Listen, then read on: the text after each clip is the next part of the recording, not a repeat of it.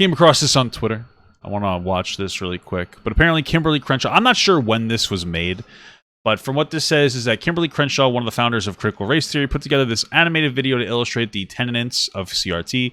Imagine wanting to teach this message to K through 12 students. Critical race theory, pedagogy, I don't fucking know. We don't have to know every word in the world. And teaches kids to treat each other differently based on their race. Okay, so it's a cartoon. I feel like this might be old. I could be completely wrong.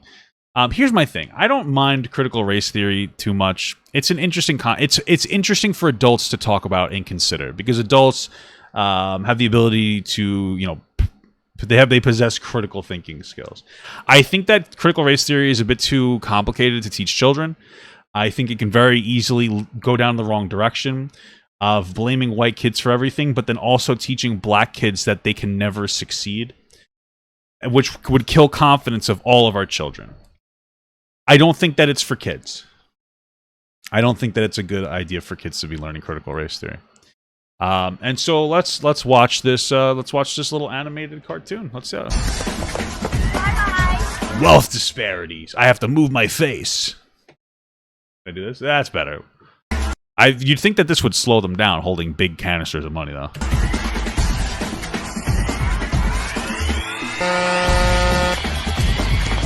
It's pretty high music.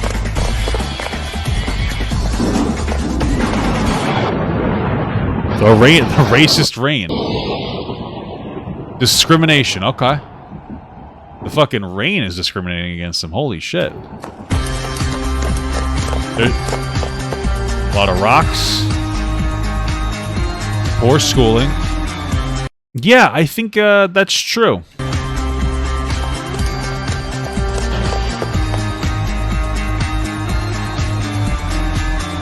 Underemployment. Yeah, that's also true.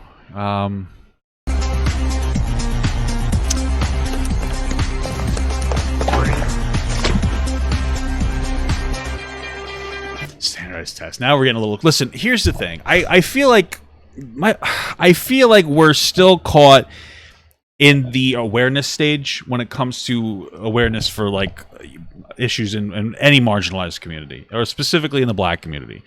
We're stuck in the awareness phase. Now, obviously, you always need to raise awareness, but nobody's really talking about a fucking solution. Somebody said plug UBI. Yeah, yes, honestly, probably. But like, this is what bothers me. And we don't really talk about the way that systemic racism impacts people, honestly. Because here's the thing. Standardized testing isn't racist. Standardized testing is garbage for all kids.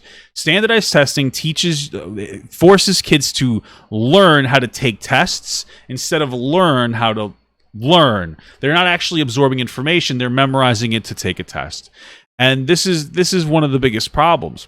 But if you think standardized testing specifically only hurts black people, then you must think that black people have a drastically different way that white kids learn, which means that you think black people are fundamentally different from white people, which I just frankly completely disavow. There's no fucking way. Black and white people are the same. And I think it's racist to suggest that standardized testing is some form of systemic racism. It's bad for everybody, but it's worse for people who don't have the same access to schooling. And this is one of those things where when we talk about systemic racism, we'd like to think, some people like to think that it's very active, and it's not. It's very, very passive. A lot of historical oppression towards black people has just set them up for failure as time goes on.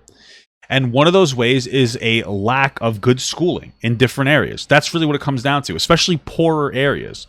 Right? It's a lack of good schooling. And so that carries itself on through everything else.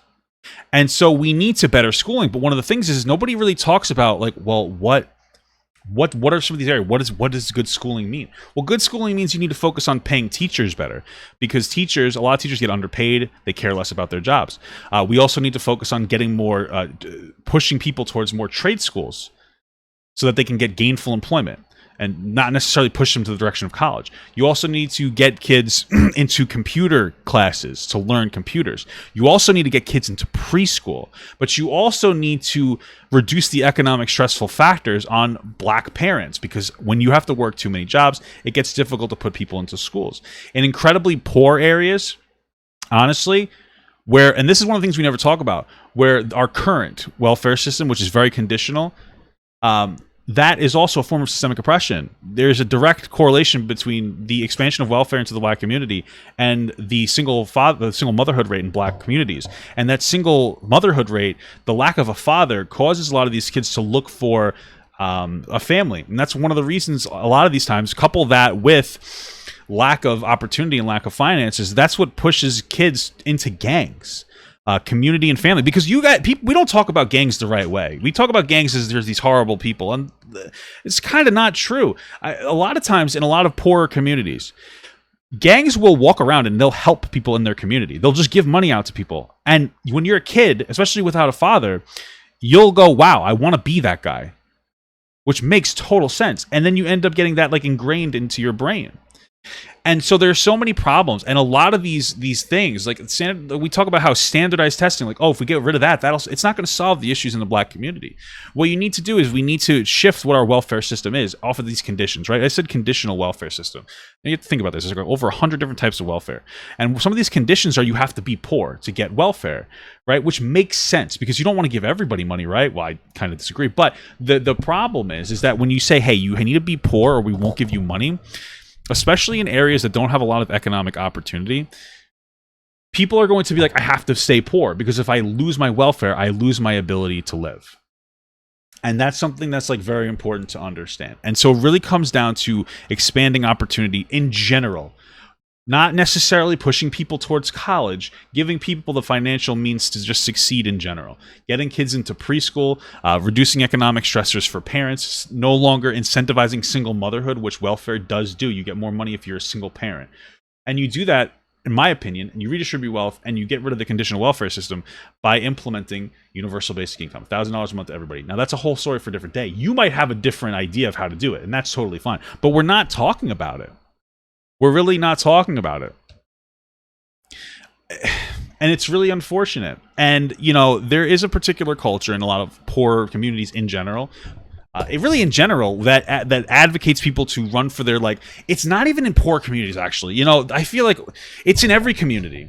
You know, even now today in normal, like TikTok is what kids aspire to do. They aspire to lazily do songs and dances, and do, like, be completely useless and unskilled and untalented, but like that's what people want. They want to just be famous without having to work hard at all. And social media promotes that, and it's also happening in particular communities. You know, it does. There's such a there's it's just unfortunate, honestly. It's really unfortunate. There's a lot of kids that want to just run and go for like that superstar position, whether it's some bullshit Instagram fucking model or influencer, or even to be like a sports star. And there's nothing wrong with chasing a dream, but for some reason we're not telling people to also keep something in the back of their head, a backup plan, right? For me, I have a backup plan if this doesn't work out. I literally can go, I can work as a bus driver that makes decent money. Like I have a commercial driver's license. I'll do that for the rest of my life and I'll make a decent living. Or I can become a security guard. Like my girlfriend's uncle runs that. You know what I mean? Like, and obviously these things are full of nepotism, but my point is you should have some kind of a backup plan.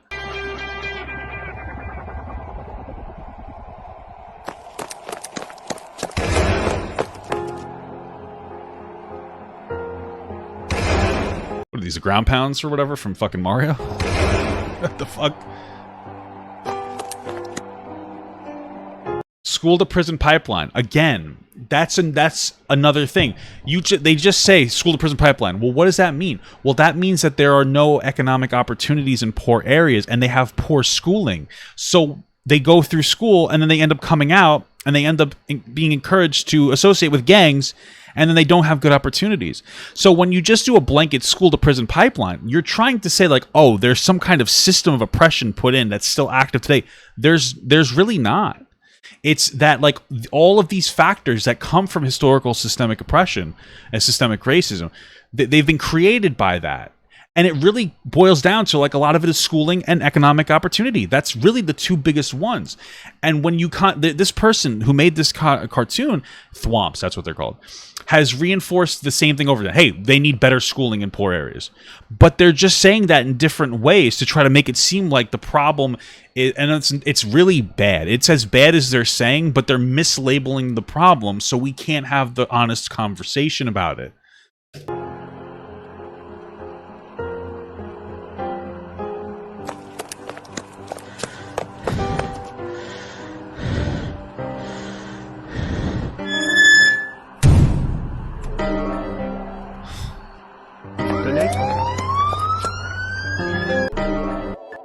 Housing segregation? Donating soap to part. Okay. Was it housing segregation? Like, yeah, that's a historical problem, which again, you're not seeing nowadays. This is like historical systemic oppression.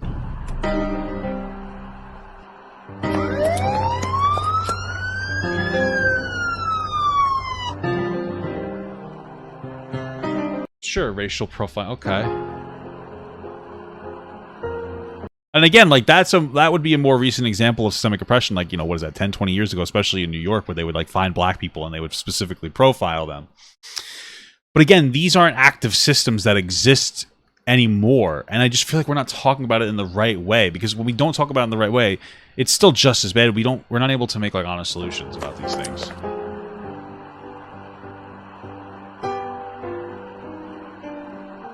I mean, bro, you could just walk around the wall, am I right? And the shortened lifespan. We don't talk about why is there a shortened lifespan? Well, it's because of a lack of economic opportunity, a lack of hospitals in areas. It's also a lack of regard for one's own life. There comes from it. It's the fact that there are food deserts in a lot of these areas where there's not a lot, the ability to shop for affordable food doesn't exist as much. Like, it's hard to get transportation to get to a supermarket, or there aren't supermarkets that are readily available, so people eat poorly. And also, there's some of the culture around eating like shit. Like, what the fuck is soul food? But then also, I'm doing the same thing, right? I mean, I'm eating like shit. Look at this. I look like dog shit. You know what I mean? And we don't like what does a shortened lifespan mean? We're still in this awareness phase. We need to explain these and have these long-form conversations about these things.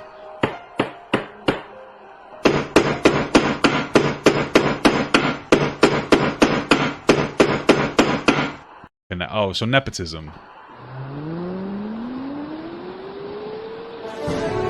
It's crazy how this guy was so far ahead, but he just saw a wall. You could almost listen, not for nothing.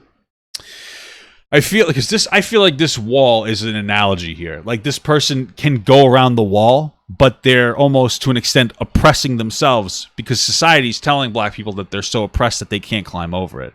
And I'm not saying that you can just pick yourself up by your bootstraps, but I do feel like we're not talking about systemic oppression and systemic racism in a way that's informative. We're talking about it in a way that's promotes a victim mentality.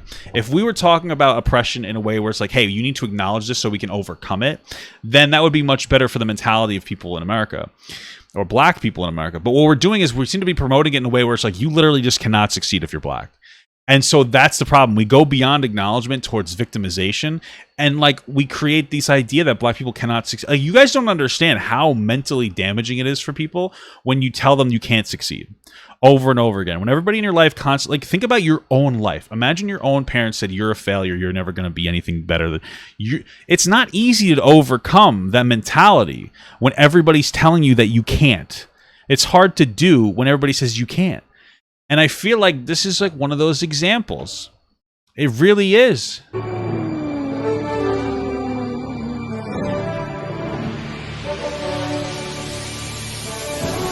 Old Boy Network?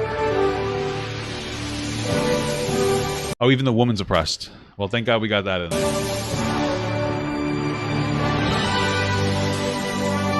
Hey everyone, if you liked that video, don't forget to like, comment, and subscribe. And don't forget to follow my Twitch, Instagram, Twitter, Discord, and TikTok. All links are in the description. Also, check out my Patreon if you'd like to support me even more than you already do. Thank you so much, everyone. I love you all.